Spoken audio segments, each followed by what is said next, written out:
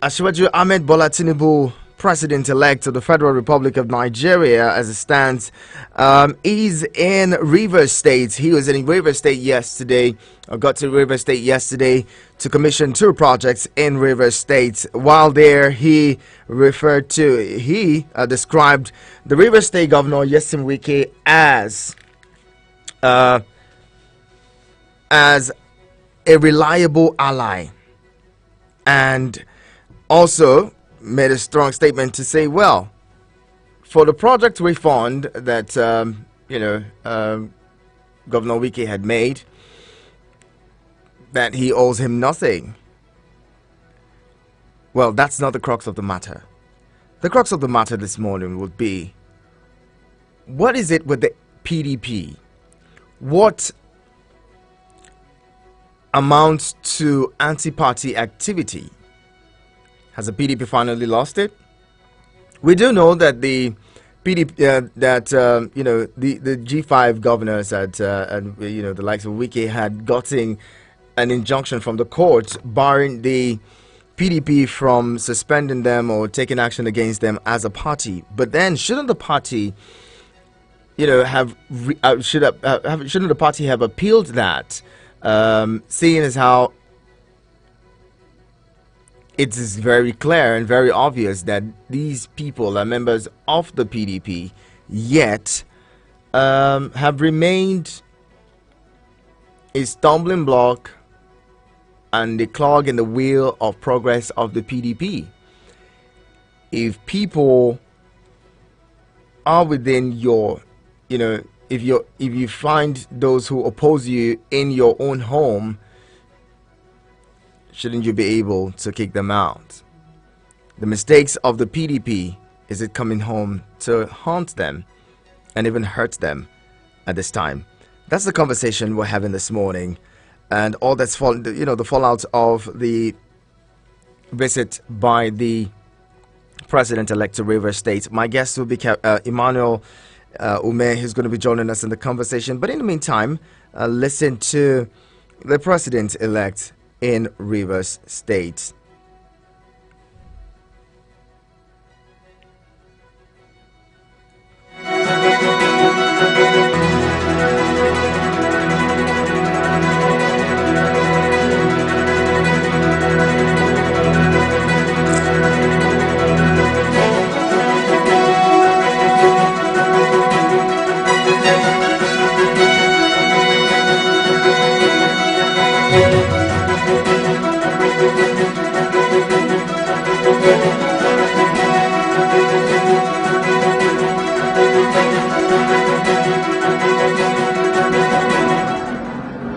The 12th flyover and the demand you made for refund, I owe you nothing. It's your road.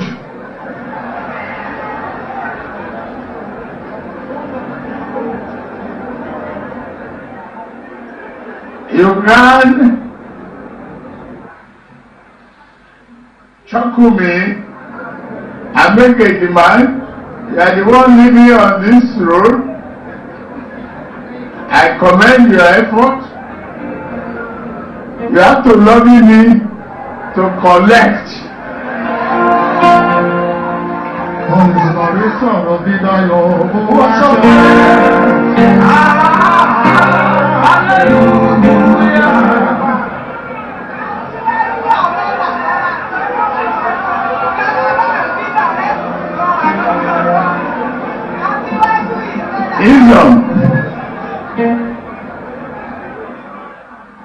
As to make people happy.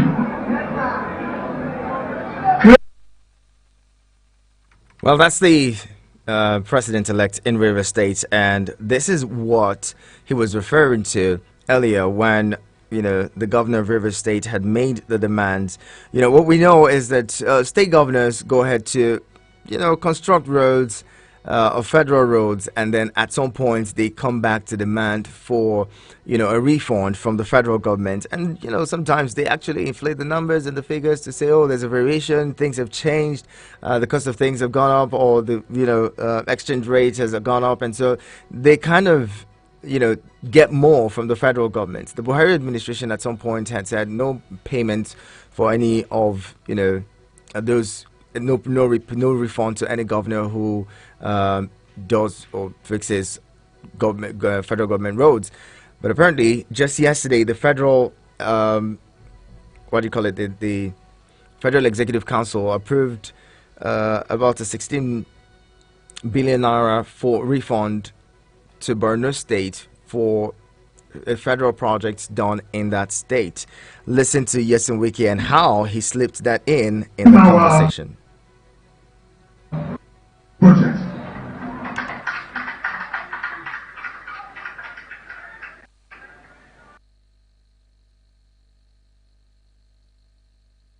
But our federal roads.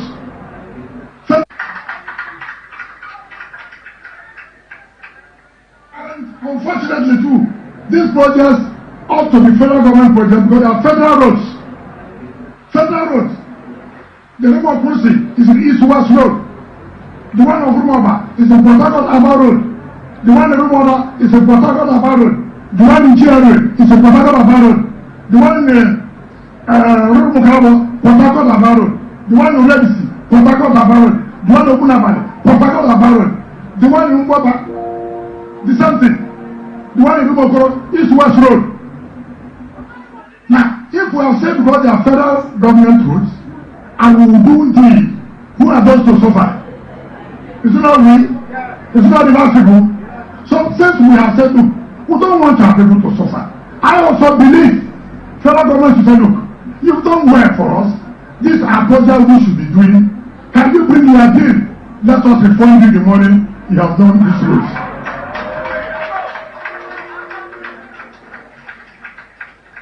That is what, listen, that is what is supposed to be for a partnership with a good federal government. And well, that's Yeson Wike there, Governor of Rivers State, tactically demanding a refund from the federal government. But Asiwaju was smart enough to say, you know what, you can't muzzle me or chuckle me into a refund. You would have to lobby me.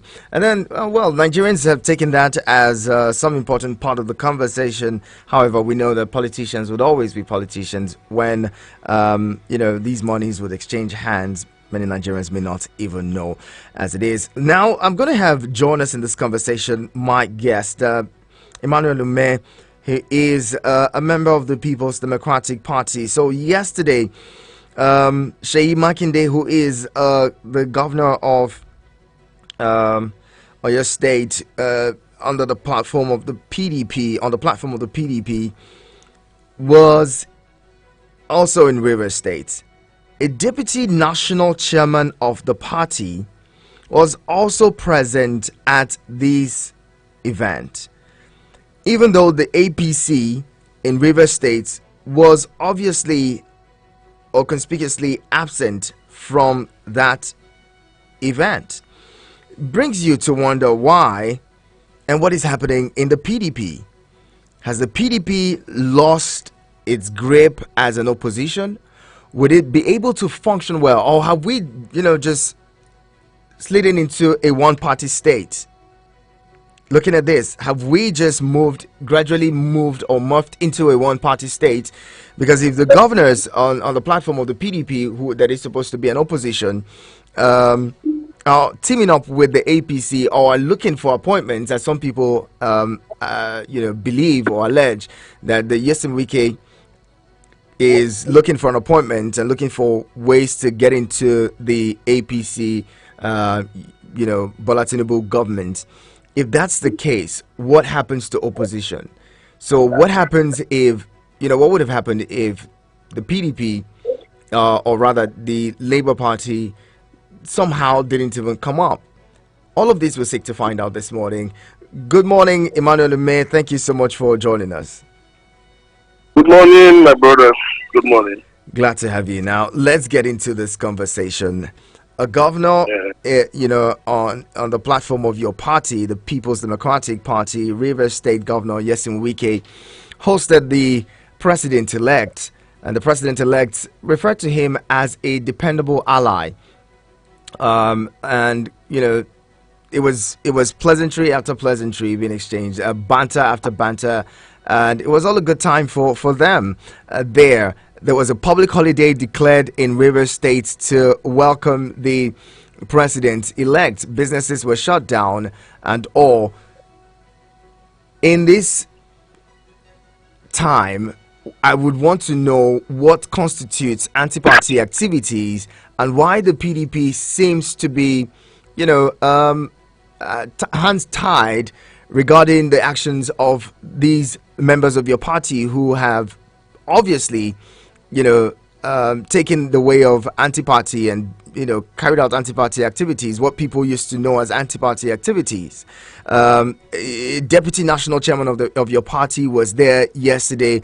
Another governor on the platform of the PDP was also there, cheering on as the president-elect, made his speech. What do you think is going on, and what constitutes anti-party activities in your party? Thank you once more again for having me.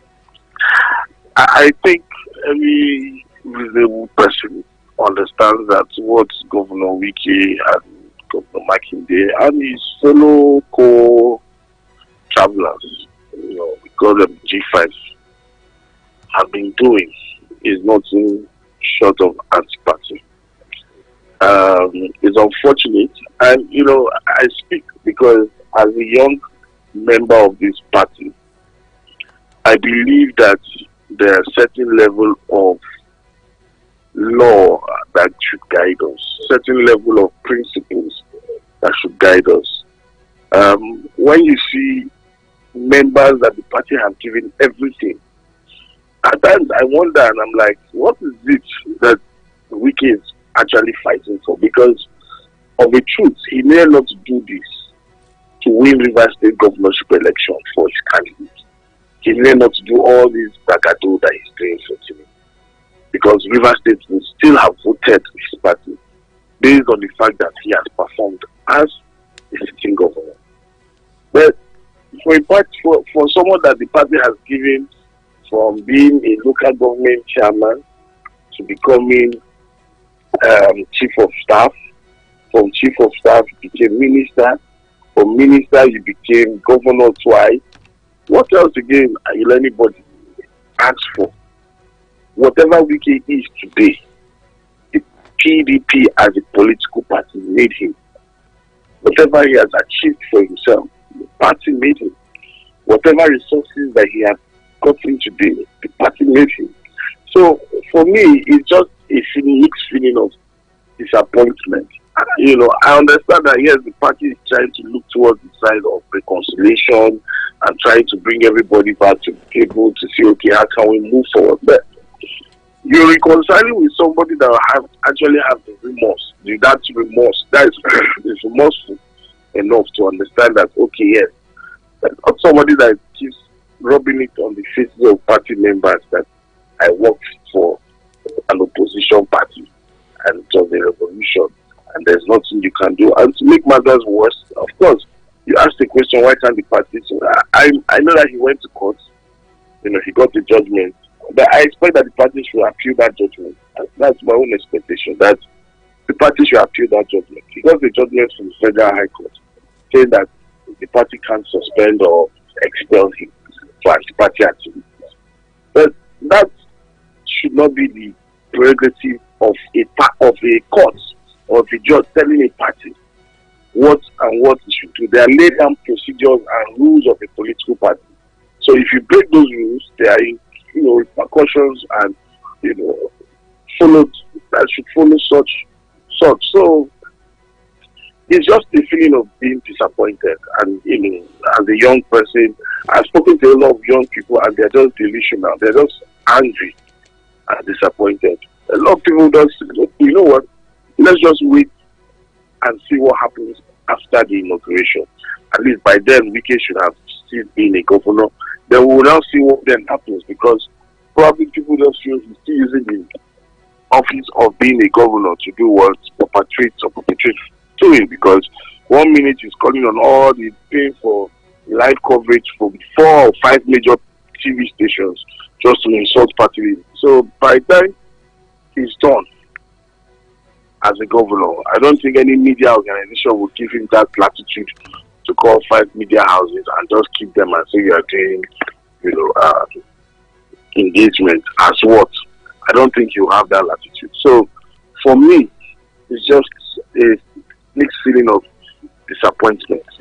Perhaps what Wike stands to gain from this is, his personal vendetta is getting back at those, at the likes of, Atiku. He had said earlier, immediately after the primaries in 2022, that he was going to work with whoever emerged, or as winner of the primaries. I mean, he mentioned that even after the primaries, but then it seems like he still has a grouse or something, to grind, or something to grind with the candidates of the party in that election. Now, put that side by side with the fact that the party and your candidate, Atiku Abubakar, the former vice president, did not try to really reconcile. I don't know, efforts were made to reconcile, but at that time they had one demand: let the national chairman of the party, Iyorchia Ayu at the time, leave, let him step down for somebody else. And the party didn't do it, only for the elections to be lost, and then finally they let the man go. Please let me tell you the truth. I'm not a big fan of Ayu, and I'm not here to come here to defend Ayu. I'm not his fan. I'm not his supporter. Now, but you see, the truth of the matter is, it was just his smoke screen. Even if Ayu had resigned, I can tell you confidently that these guys will still have worked against the party. I'm not saying that Ayu should have stayed. I personally believe that people had genuine concerns in the party, excluding whatever wicked things, that Ayu should have resigned for base of fairness and the rest, that he should have resigned. Genuinely, I know people that had genuine reasons that he should have resigned, and then make it look for perception's sake.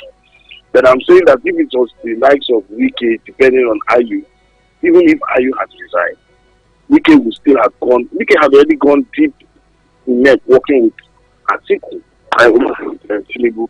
I'm sure you watched him yesterday, especially during dinner that they had for Tinubu yesterday, and the things he was saying, the meetings that they were having with Bagudu and the rest, So I do not, anybody that thinks that Ayu resigning would have subpedal Wike's mind from working for Atiku. I think that person doesn't even know what's going on, because I've been issue. When Wike made that statement, in his mind, he believed that he was already going to win the election. So he was saying it in a way that would get other people to say, oh, okay, Wike has said he's going to work for the party, just a way of coining or getting sympathy. But I think we already knew. And this is, for me, this is a lesson. Because I remember when you invited me on your platform, and I spoke then. A lot of Labour Party members did not understand what I was saying then. And I remember when I said that Wike is not working or is not with P2P. Many of them then didn't understand. They went, oh, no, that don't say that. But of course, the guy was using that to buy time. And he was being very clever. He knew that the more he instigated Obi, the more his supporters would be excited that, oh, Wike is supporting them. But we knew that Abimiso, he wasn't going to support, Wike. He was going to go with Tinubu. So, for me, it's unfortunate that this has happened. There's a lot of lessons to learn, from this. And this does not show, especially to young people, that this is the kind of politics that we should play. I don't subscribe to this kind of politics. I would rather decamp or resign from the political party than to stay in that party and sabotage this effort in within the party and come out and brag about it. It just shows a sign of cowardice. Better I resign from that political party if I don't feel comfortable with that political party. It is within my own right to resign from that political party and go to another political party that I feel aligns with my thoughts, my visions, my aspirations. But to stay in that party and destroy the party and say you are talking for unity. My question now to such a person is, how do you intend to do the work of an opposition if you're already, cohabiting and already hosting parties and dinners with, a party that is not of the same party with you? So it's obvious that you're either intending to weaken your political party or destroy your political party, or you don't even feel that your political party even have the chance to function as a political party. So, in all circles, in all ideas, and for what it's worth, it's totally wrong. It doesn't show discipline. It doesn't even show honor. I would rather resign from a political party, and I know that I can now be free to do whatever I want to do without me being, feeling sort of guilty or feeling in a way, sabotaging a party that I am in that same party. So if after the election, Tinubu now sworn in, then what happens? You now expect me to sit down with you in the same platform to now strategize? I don't know. I honestly wish that this is a trying time for especially opposition parties, not just the PDP, but what is happening in Labour Party, And for me, if you do not have an effective opposition party, let me tell you, you will have governance at its lowest peak, because the person feels, I do not have any competition. So what is there? Why should I even deliver? It's only when you have a competition that you'll be forced to deliver, because you know that if you do not deliver, the competition that you have will take over. But look at what is happening in Labour Party today, leadership crisis. Look at what is happening in PDP. Some of the leaders of the party, working against the interest of the party. So for me, it's a disappointing period for political opposition parties. And this is me being very honest and kind with my words. That's interesting. Seems like you're losing confidence, you're losing hope in your party. But then, like you mentioned, opposition in the country, opposition is very, very important in a democracy. In a situation where it seems like we're drifting towards a one-party state, where then would lie the voices of Nigerians who may not my brother, you know what it means when you have a one-party state. You know what it means. You lack good governance. You have nobody to challenge the status quo. See, I'm going to say this is beyond political parties. I have friends in APC. I have a good number of friends in APC, and I can tell you, many of them do not appreciate the fact that opposition parties are being dismantled. See, let me tell you the truth. If I'm in a ruling party today, I want that ruling party to succeed. I want the party to stay as long as possible in power. But if you have a dead opposition, trust me, you will never have accountability for that leader, because the National Assembly is as good as gone, your judiciary is as good as gone, then the opposition party that should serve as the conscience of the people is also good as gone. So what else do you now have? So this is why some of us are saying, things shouldn't be like this. It's not about, because some people will say, oh, you're only saying this because, it's not you enjoying sports. But some of us have a track record of speaking out even when our party was in power and speaking truth to power. So it doesn't change anything. The fact is that as a young person, as a Nigerian, are we happy with the way our state of the economy is?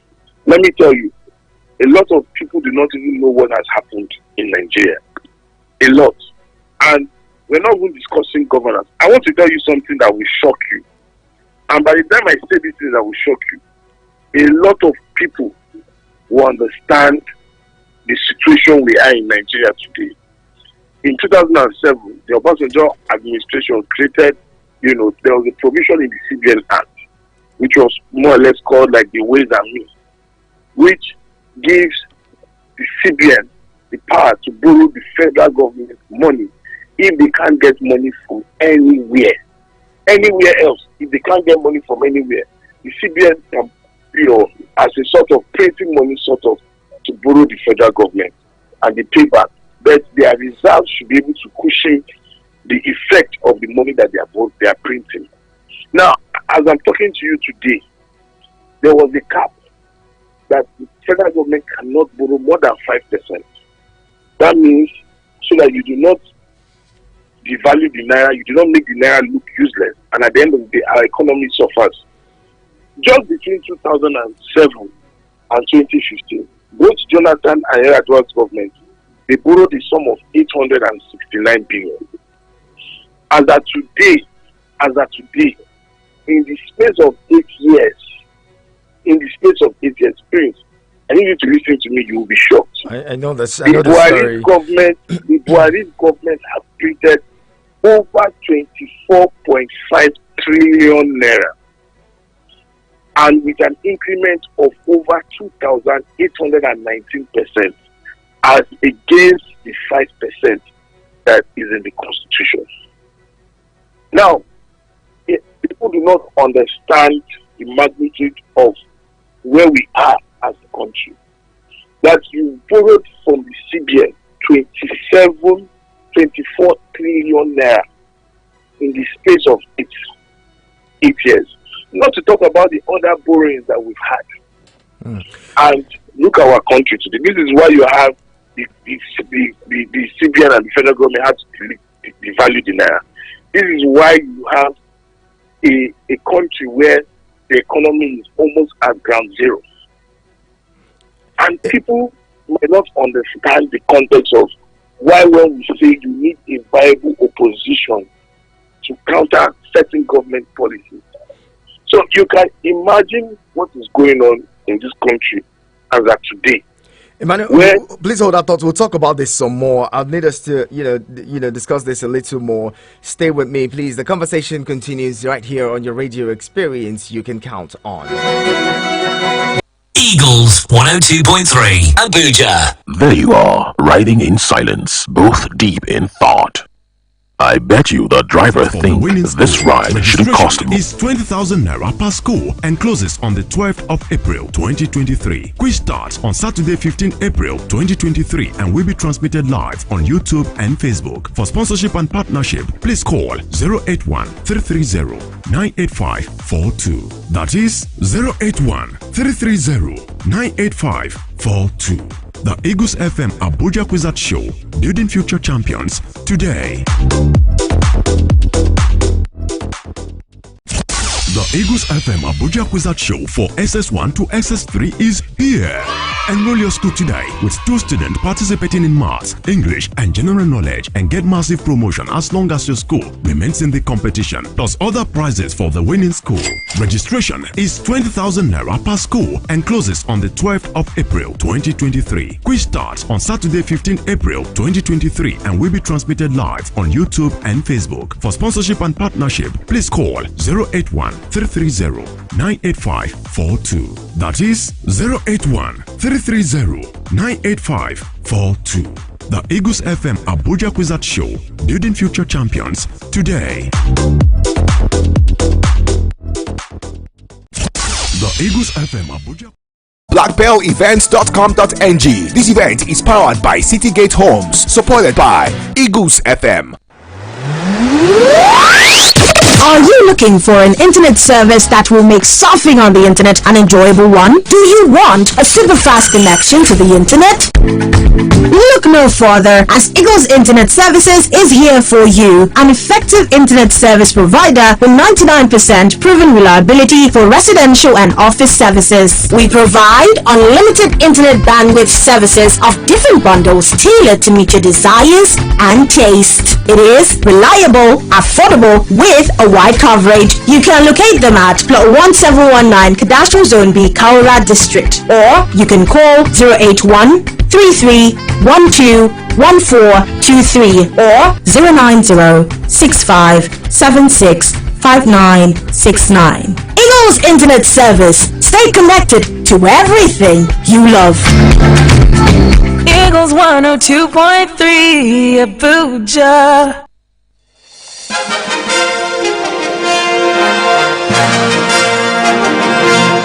Thank you so much for staying with us. We're discussing this morning, well, Asiwaju in Rivers State and what that portends for the opposition in Nigeria. We're seeing what's happening in the Labour Party, the PDP having its own crisis as well. Seem to be, some part members of the party or leaders of the party seem to be hobnobbing with the ruling party and trying to get what it is that they can, create a relationship with the APC administration, what that would mean for opposition. Would Nigeria still have a vibrant opposition in any way, in the administration, of the Asiwaju Ahmed Bola Tinubu APC-led government?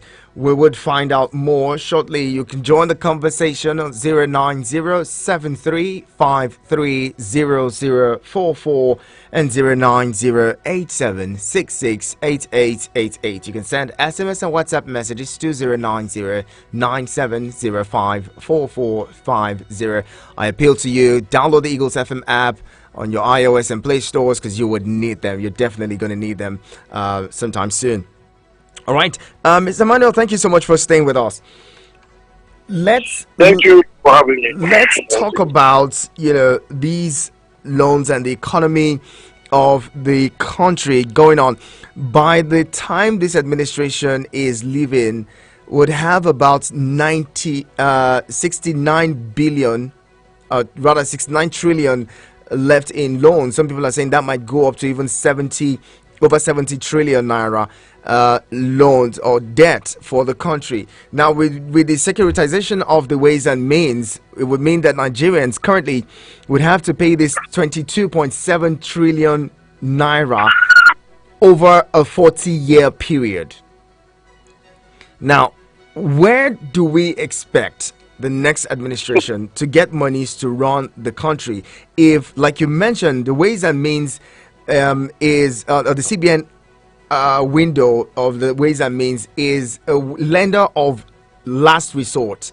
So when there's nowhere else to borrow from, then we can borrow from there. Does it mean that we may not be able to borrow monies from international lenders that much again to be able to fund to keep the economy running or afloat?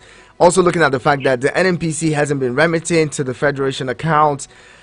All of these, the inflation numbers to over 22%, unemployment rate, we're still going, if we're going by the 2021 numbers of the NBS, we're looking at 33% unemployment rate. Underemployment is something else. KPMG forecast for this year says that unemployment may go up to as much as over 40%. Looking at all of this, if we do not have an opposition, because the way it is going, it seems like the National Assembly may also, people in the National Assembly may also be towing the lines of these, national leaders of your party. And then the Labour Party, if the people are, appointed or rather elected on the platform of the Labour Party and other smaller parties, are lobbied, they may be also joining the ruling party, which would mean that we may likely have another 10th assembly that is more like the 9th assembly that has been described as a rubber stamp assembly, even though they do not agree that, to that tag. What would that mean for the National Assembly? Let me tell you the truth, right? I don't know. Honestly, for some of us who have been on this for more than 8 years right now, it's tiring. It's not an easy task to do. But I do not even envy whoever is going to be the next president. Why I said whoever? Because there's still a process in court. So until the court gives the final adjudication on that matter, You know, it is right. An opposition. I still have the right to hold an opinion that, you know, anything can still happen. But whoever becomes the president of Nigeria, I do not envy that person. Let me tell you the truth. These are scary periods for Nigeria. As of yesterday, the price of crude oil had gone down. One of the biggest challenges, especially a Tinubu presidency, will face is the legitimacy issue of how legitimate his presidency will be in the eyes of ordinary Nigerians who do not reckon with the fact that he won the election, who, I'm sure, you know, for someone that won an election, this is the first time I witnessed no excitement everywhere. Everywhere was like as if everybody was mourning. Everybody was just quiet, no excitement. He is going to face serious legitimacy issues. And whether he likes it or not, there are serious, hard decisions he must take. Now, whether he continues pandering towards a populist opinion or a populist view, I do not know how long it's going to last. Because just like what the governor of Edo State said, if we continue like this, the only agency that is sustaining us in terms of revenue generation is FIR, Federal Inland Revenue. If we continue like this and we continue paying for subsidy and we continue allocating and borrowing trillions of naira to pay for subsidy, one thing will happen: Nigeria will crash. It will crash on our faces. And this is not me, prophet. I'm not prophesying doom. This is, as you know, real life statistics that is pointing towards that era. And if we must grow the economy, one way or the other, we must remove subsidy. Now, the challenge that this government will have is removing subsidy and then buying a liter of fuel for, say, 400, 500, or even 600 naira, as the case may be. How many people can be able to cope with that? So, you see, there's so many issues that borders on this particular presidency that I do not even envy.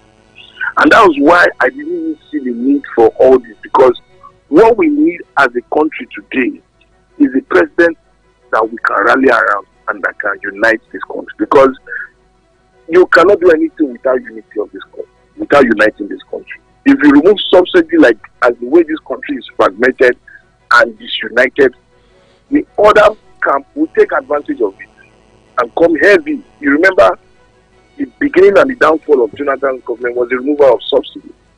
The same people that protested and kicked against it today now are now in government.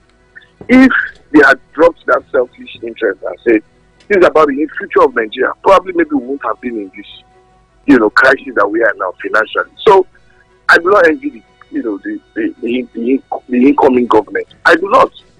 And it's unfortunate that a lot of people do not know that although the National Executive Council had approved that the subsidy should still stay, then my point is, for how long? How long are you going to keep on paying subsidy? How long? Imagine if you're using that money that you're using to pay for subsidy to invest in healthcare, in infrastructure, in education, you know, and it will greatly and largely improve the economic sector of this country. You know, so but as of today, we are spending so much money on subsidy. How long we will sustain it, I do not know. Because just like the governor of Edo State said, the time might come where we will not even be people to pay salaries of staffs. So it's unfortunate. It's a very difficult situation that we are in. And that's why when I see some of the spokespersons of this government coming on TV or radio program to speak with so much arrogance, I look at them and I shake my head and I'm like, these guys don't know anything. Because at this point, you need more allies than enemies. Because by the time it starts raining, it will rain on everybody. It will beat everyone. All right. Imagine if you're buying petrol for, say, 500 a liter. That means, or even 400 a liter. That means you're buying 2 liters for 800 naira. How much will you now use to fill your car? If you're filling your car, say for 11 or 12 or 14,000, you'll be practically filling your car for 50,000. How much is now then your minimum wage? Yeah, I don't know if you understand where I'm further coming driving from. So inflation. there's a serious, not to even talk about the inflation that will come or that will follow it. So we have a serious crisis at our hands. That's why I feel that, I'm almost done. That's why I feel that, your position as a party doesn't need to be fragmented. Okay. Because it's when the position needs to come out. Sorry, we have a caller. Good morning. Good morning, this is Prince Ogu. Prince Ogu, good to have you. How are you doing? Very well. Go ahead, let's hear you, please. Yeah, I've heard a lot about this issue of subsidy and all that. Let me give you an instance. For example, when you hear people decamping from other parties to the ruling party, it's because they want to be part of the loot.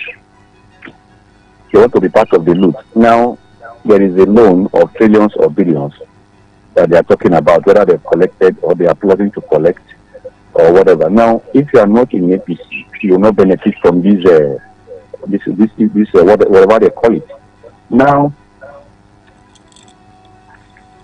they are talking about subsidy. You want to remove subsidy, The refineries are not working. How will you remove subsidy? Subsidy removal collapse every government. Because now, for example, if you remove subsidy now, the work is 500, say 750 based on the calculations we had before from the experts. To link Lugbe to town and back for those who doesn't have mobility, you spend like 1,500, 2,000. So would that one not lead to massive chaos? Tell me who will get it. That is one. Secondly, what are we benefiting from the government in this country? If you go out, they give subsidy for houses, give subsidies for so many things. The government help their citizens at different intervals. These are the avenue they help their people. Here, the only thing they are doing for fuel now, they are crying. They say they want to remove subsidy. Where the refineries are not working, they keep collecting loans. You see, I don't want to talk about the so-called incoming government because the same people. Is it going to be in charge? That's question number one. And people are saying the solution is moving from consumption to production. Okay. All right. It's a simple language. All right, Prince Ogu, thank you very much. We need to put in place industries at the state levels. All right. Remove all these public taxations so that the job can be created. It's not an excuse. They say the government doesn't create jobs. The government doesn't create jobs. Who creates jobs? What's the living environment? Thank you very much, Prince Ogu. Appreciate you calling in. Thank you. All right, let's get in more thoughts before we wrap it up quickly. Hello, good morning. Hello, Yanato. Good morning, Okechukwu. Good to have you. Thank you, my name is. I just want to react on what Wike is talking. You will be in a party and you are betraying the party. Think that those that you are supporting with trust. Anybody that betrays your own party, those people you are running to, they have known that you are a betrayer. And they will still, if you are not careful, they will support you and run away from you. Away from that, talking of removing the fuel subsidy, they should not even go that side. Because nobody will afford to buy fuel of a liter, 600 naira or 700 naira in such situation we are in the country. That everybody is crying. Please, you should not sleep it because I don't think that what happened in Exas will be a tight thing. Because Nigerians are suffering. How would they go and remove subsidy and you do not have refinery? You have crude and you could not build a refinery. It's a shame to this country that you will take your property out to another country and you go and refine it and you pay for it. Especially in Nigeria, I don't think we are heading somewhere. Thank you. Thank you very much, Okechukwu. Let's squeeze in one more caller. Hello, good morning. Hello, my prince, good morning. Good morning, Tekimbe. Good to have you. Yeah, God bless you. God bless your guest. Yes, my name is Kundu Tekimbe. I'm calling all the way from New York. Yes, my prince, I want to start by saying that if this gathering was not a political gathering per se, and he was called to come and commission some projects. And I don't think there's anything wrong that if I'm in APC and Prince is in PDP, that we should be enemies. We can see the friends. So I believe that Wike is a friend to Tinubu. And I don't say anything wrong about it. And talking about, anti-party activities, you see, all the political parties are guilty of this. Because we are seeing before the general election, where people stay in their political parties and work against some of their candidates. and work in favor of some candidates outside the political party. And I will say, Yes, we can hear you. yes, I will remind you that, in Osun State, Alagbashola, a minister of interior, he worked against his own candidate. He worked with Adeleke. And even when Adeleke won, the PDP, Alagbashola was dancing. He congratulated him. He went to his house and he was happy. Royalists work against their own candidate. So you see, this it's not new. We have people like Fayose working against their own party. But you see, the PDP cannot all these people now because PDP is already dying. If they make a mistake by suspending or expelling them, they will die completely.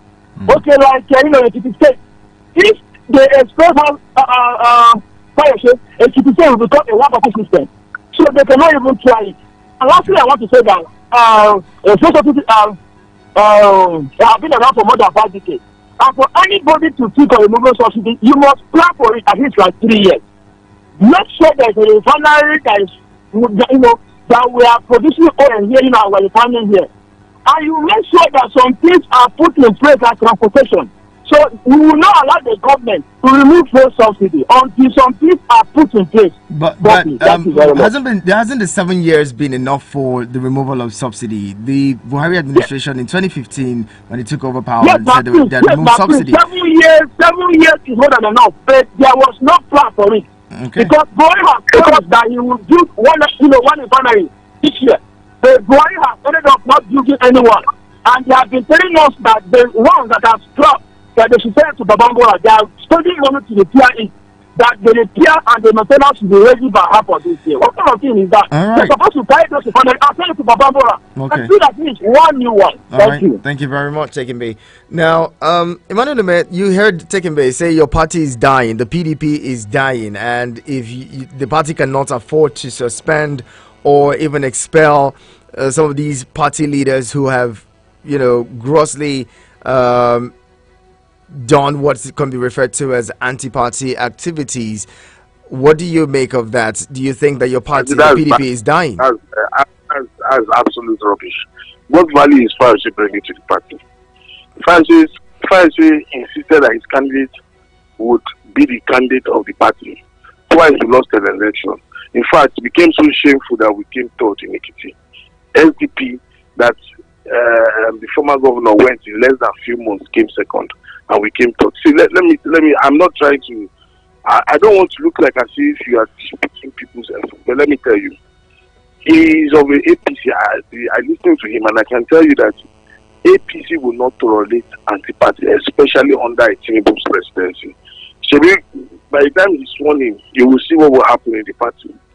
So let's leave all this conversation of Wike is dying. What Wike will become an ex-governor in the next few weeks.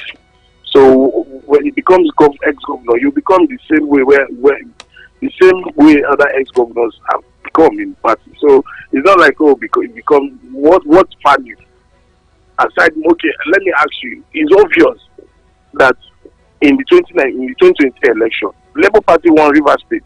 If you go on IREF now as I'm talking to you, go on IREF now and tabulate the results that is on INEC platform, not on my own platform, that is on INEC platform. Rivers State Labour Party won, but they announced a different election, a different result. If you go and tabulate the total results that is on IREF now, as I'm speaking to you today, Tinubu lost the election. On INEC's platform, not on my own, on INEC's platform, if you go and tabulate the total result, Tinubu lost the election. The INEC announced a different result. So, you see, when we say some of these things, it has nothing to do with that. People, Nigerians have seen that it's beyond a personality. It is about the character, the substance that person brings to the table. That's what will make Nigerians say, okay, this is the person that we're going to go with. Okay. Not about this person, they expect this person or they suspend. I'm saying, for me, I have nothing against the party saying we want to work for the unity and bring everybody to the table. That's okay. But if you are doing that, the person has to be remorseful to say, okay, let's find a way of working together as one. Not your party member going on national TV just yesterday saying this is how we worked against your party and I have no regrets and I will do it, telling everybody to work for the success of Tinubu. If I'm not saying But as an opposition party, that's not what you should come out on air and say. They are saying you are working for the success of Tinubu as an opposition party. Who does that? Which opposition leader does that? So it doesn't make any sense whatsoever. It's not something that we should celebrate. That if somebody did anti-party or if some people did anti-party, it is not a culture that we should celebrate. I believe this is the problem I have with Nigerians sometimes. We always like giving examples with bad behaviors. Do you understand? We don't try to give examples with other decent behaviors. Oh, this person did it. So if there's nothing new, if this one does it, it doesn't make any sense. And this is why Nigeria is not developed. I listened to the guy talking about, no, you can't remove subsidies. This. Let me tell you the truth. Maybe a lot of people don't understand. Nigeria is broke. As it stands today, I just told you that we have borrowed if I say borrow, it looks like as if we just go and put. The CBN has gone to print 24.5 trillion naira, which with the money you have in your reserve, it cannot cushion. So you have inflation. And that's why your inflation rate is the way it is. They have to devalue the naira. This is why the naira doesn't have value. Go and look at what happened to the likes of Zimbabwe, where their Zimbabwe dollars, to buy a loaf of bread, you will use maybe 1 million Zimbabwe dollars to buy a loaf of bread. This is a good place so when some of us keep on saying this is what is going on, you cannot sustain it. If you want to keep on paying for subsidy, you have to keep on paying, you have to keep on borrowing money. You have to keep on borrowing money. For how long? Is it sustainable? It's not sustainable. So this is the point, and this is why I'm saying, see, these things, even if they refuse to remove subsidy like Buhari have done, let me tell you, it is my generation, the upcoming generation that will suffer. It is me and you. It is not these people. After all, okay, don't look at, for example, someone like Wiki. Wiki has Emmanuel, I'm sorry, we would have to drop the anchors now. I'm almost done. I'm almost done. Please wrap it up quickly. Seconds. So, someone like Wiki has been feeding fat on the tax that you and I paid from 1999 to 2023. Same with every other government official. So, do you think they are the ones that will feel it? They're not the ones. If the guy borrow money, you think they're the ones that will feel it. It is you and I that is paying for that money that they are borrowing. So, we must ask ourselves real hard questions. How do we go away from this? So, if you say, let us continue borrowing and paying subsidy, no problem. Who will suffer it at the end of the day? Is it not you and I? Are we not the ones complaining? Very well. You are the one telling me there is no unemployment is at almost 40%. It will reach almost 80 to 70% if you continue like this. That's a good place to leave it. Thank you so much, Emmanuel Lemaire, member of the People's Democratic Party and political analyst. Thank you so much for talking with us. And let's leave it now. This is where we close it. Thank you to everyone who's been a part of the conversation. Fresh conversations come up tomorrow at the top of the hour 9. Be a part of it as well. My name is Ihia Natural Prince. Business News is up next. Eagles 102.3 Abuja. This is Eagles 102.3 News.